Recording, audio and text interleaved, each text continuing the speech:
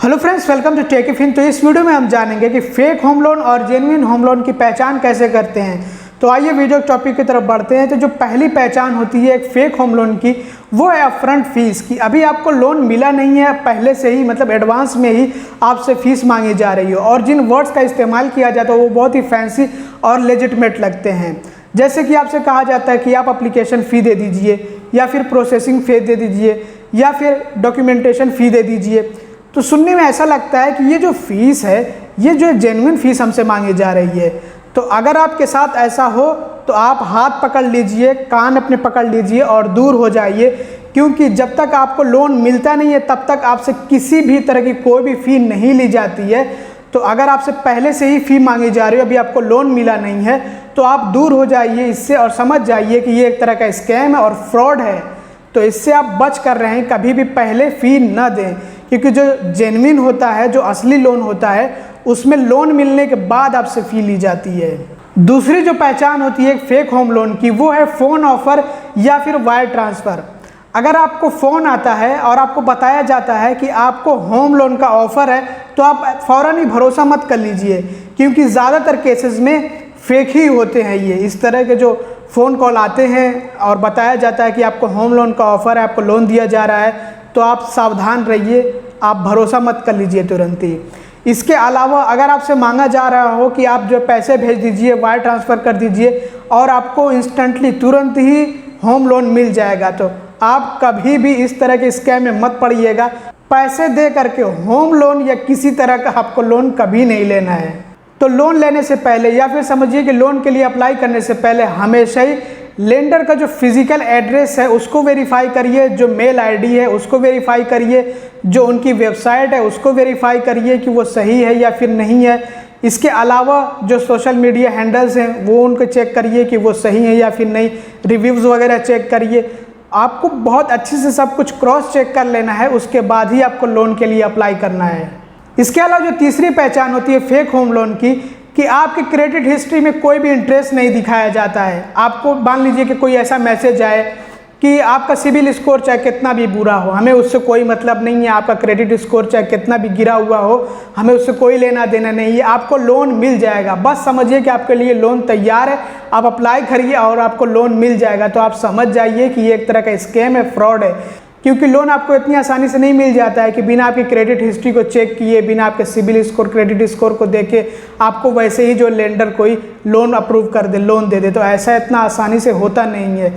तो इसमें काफ़ी ज़्यादा चेकिंग होती है, जिसको हम कहते हैं क्रेडिट इंक्वायरी। क्रेडिट इंक्वायरी के बिना आपको ना तो लोन मिलता है ना क्रेडिट कार्ड मिलता है। तो आप बेवकूफ़ मत बनिएगा अगर आपको कोई कहे या फिर कहीं से कोई SMS वगैरह आए कि कितना भी बुरा हो आपका सिबिल स्कोर, कितनी भी ख़राब हो आपकी क्रेडिट हिस्ट्री, कोई दिक्कत नहीं है, आपके लिए लोन तैयार, आपको लोन मिल ही जाएगा। तो आप बच के रहिएगा, ये फेक हो सकता है, ये फ्रॉड हो सकता है। इसके अलावा जो चौथी पहचान होती है वो है कॉपीकेट नेम, मतलब कि डुप्लीकेट नेम, या फिर आप समझ लीजिए कि फेक नेम, जो कुछ जो है फ्रॉडस्टर, स्कैमर्स इस्तेमाल करते हैं किसी जेन्युइन कंपनी के नाम से, जो वो वेबसाइट बना लेते हैं। जो कोई अच्छी कंपनी होती है जिनका बहुत नाम होता है, उनके नाम से जो है वो एक डुप्लीकेट या फिर समझिए कि फेक वेबसाइट क्रिएट कर लेते हैं फ्रॉडस्टर, स्कैमर्स, और दिखाते हैं जैसे कि वो जेन्युइन हो। तो आप उनसे भी सावधान रहिएगा। तो आपको चेक करना होगा कि जो वेबसाइट है वो सही है या फिर जो है नकली है कोई वेबसाइट, क्योंकि बहुत ज़्यादा इस तरह के स्कैम होते हैं कि कॉपीकेट नेम बना करके स्कैम किया जाता है लोगों के साथ में। तो कॉपीकेट नेम क्या होता है, इसके लिए मैंने यहाँ पे कुछ एग्जांपल दे रखे हैं, आप चेक करिए। मैं आपको अपनी तरफ से एक एग्जांपल देता हूँ, जैसे कि bajajfinserv.in, ये एक जेन्युइन वेबसाइट है जो कि वी पे एंड होती है .in, और ये एक जेन्युइन कंपनी है जो कि आपको अलग अलग तरह के लोन्स देती है, क्रेडिट कार्ड देती है, EMI कार्ड देती है। तो ये एक जो है जेन्युइन वेबसाइट है। अब फ्रॉडस्टर क्या करेंगे, स्कैमर क्या करेंगे, अगर एक कॉपीकेट नेम उनको चाहिए है तो वो क्या करेंगे कि जो बजाज फिनसर्व जो वी पे एंड हो रहा है उसके आगे एक ई लगा सकते हैं। तो ई लगा करके वो .in दिखाएंगे, ताकि ऐसा दिखने में लगे कि हाँ ये bajajfinserv.in, ये वेबसाइट जो है जेन्युइन लग रही है। तो आप जो है सतर्क रहिएगा, सावधान रहिएगा। तो ये सिर्फ एग्जांपल के लिए मैंने समझाया। यहाँ पे आप देखिए और भी मैंने एग्जांपल दे रखे हैं, तो आप समझ जाइए कि कॉपीकेट नेम क्या होता है। तो वो छेड़छाड़ कर देते हैं एक्सटेंशन के साथ में कि .com है तो उसको बदल के .xyz कुछ और कर देंगे, या फिर जो है स्टार्टिंग अगर हो रही है तो उस स्टार्टिंग में कोई एक्सटेंशन जोड़ देंगे। जैसे कि यहाँ पे आप एग्जांपल ले लिए बजाज फिनसर्व, तो बजाज के स्टार्टिंग में कुछ जोड़ सकते हैं banking.bajaj। तो मतलब ऐसे जो एक्सटेंशन में घटा बढ़ा करके वो एक फेक वेबसाइट जो क्रिएट कर लेते हैं। और आप चेक करिएगा कि HTTPS लगा हुआ है या फिर नहीं, S मीन्स सिक्योर, तो ये ज़रूरी होता है। अगर ये नहीं है तो समझिए कि वो भी जो है फ्रॉड या स्कैम वेबसाइट हो सकती है। तो आपको URL पे काफ़ी अच्छा खासा ध्यान देना होता है। और अगर आपको प्री अप्रूव्ड होम लोन दिया जा रहा हो और आपको ऐसा बताया जा रहा हो कि किसी भी तरह के डॉक्यूमेंट्स की ज़रूरत नहीं है, किसी भी तरह के क्रेडिट इंक्वायरी नहीं होगी और आपको जो है होम लोन मिल जाएगा, तो समझिए कि ये भी एक तरह का स्कैम हो सकता है। जैसे कि मैंने पहले ही बताया कि इतनी आसानी से लोन वगैरह मिलते नहीं हैं कि आपको किसी तरह के डॉक्यूमेंट की ज़रूरत ना पड़े या फिर जो है कोई क्रेडिट इंक्वायरी ना हो, ऐसा मुमकिन ही नहीं होता है। चाहे आप क्रेडिट कार्ड ले रहे हो या फिर लोन ले रहे हो, पहले एलिजिबिलिटी पैरामीटर्स चेक किए जाते हैं, देखे जाते हैं कि जिस पर्सन को जो है लोन या फिर क्रेडिट कार्ड इशू किया जा रहा है वो एलिजिबल है या फिर नहीं है। तो उसके लिए क्या करते हैं, क्रेडिट इंक्वायरी करते हैं। और अगर डॉक्यूमेंट्स जैसे कि इनकम प्रूफ की ज़रूरत पड़ती है तो वो तो लेना उनका जो है ज़रूरी है, वो तो जो है डॉक्यूमेंट्स लेंगे ही। इसके अलावा जो दूसरे डॉक्यूमेंट्स होते हैं KYC वगैरह के, ये सब तो ज़रूरी होते हैं। तो आपको ऐसे ही मिल जाएगा लोन, आप कभी भी भरोसा मत करिएगा। हाँ, तो आपको कैसे पहचान करनी होगी एक जेन्युइन होम लोन की, तो इसके लिए आपको रिसर्च करनी पड़ेगी अपने लेवल पे, चेक करना होगा सब कुछ अच्छी तरह से। जो लेंडर है, लेंडर मीन्स कि जो आपको क्रेडिट कार्ड या फिर जो है लोन वगैरह प्रोवाइड करे, तो उनको लेंडर या फिर जो क्रेडिटर कहा जाता है। तो आपको अच्छे से सब कुछ रिसर्च करना होगा, चेक करना होगा कि जो वेबसाइट है वो किसी तरह की जो है स्कैम या फिर कॉपीकैट नेम वाली वेबसाइट तो नहीं है। मैंने आपको पहले ही बता दिया कि आपको कैसे जो है चेकिंग करनी होगी।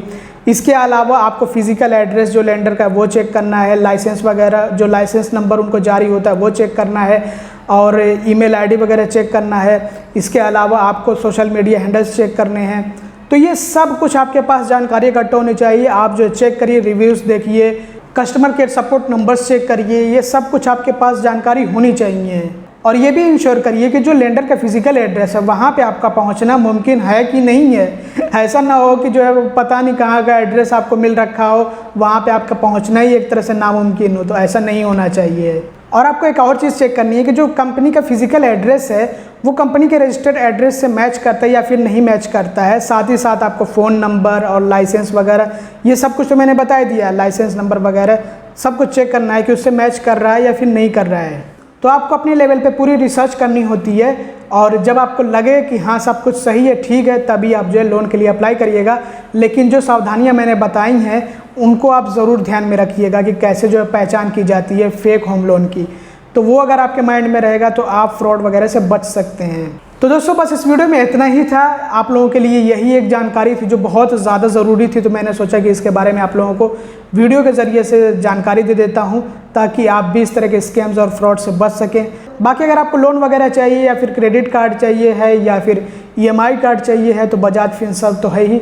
बजाज फिनसर्व की वेबसाइट से आप ये सब कुछ अप्लाई कर सकते हैं, और मैं आपको नीचे डिस्क्रिप्शन में लिंक भी दे दूंगा। आप चाहें तो अप्लाई कर सकते हैं। इनका EMI कार्ड है, लोन वगैरह है, जो चाहे वो आप अप्लाई कर सकते हैं। तो बजाज फिनसर्व की जो सर्विसेज हैं, जो इनके प्रोडक्ट्स हैं, वो वाइड रेंज में है।